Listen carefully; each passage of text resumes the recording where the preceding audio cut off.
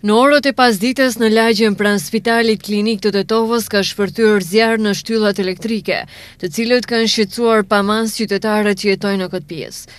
Ende nuk dihen arsyet e shpërtimit të këtij zjarri në shtyllat elektrike, të cilët ndodhen shumë pranë shtëpive në këtë pjesë të Tetovës.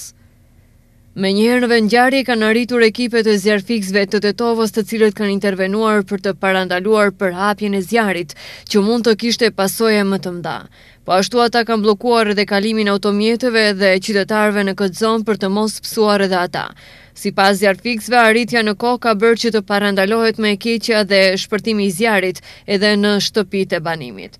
Në ndërkohë, pas lokalizimit të zjarrit, në vendngjarje kanë dalur edhe ekipet e EVN-s dhe punojnë në sanimin e dëmit.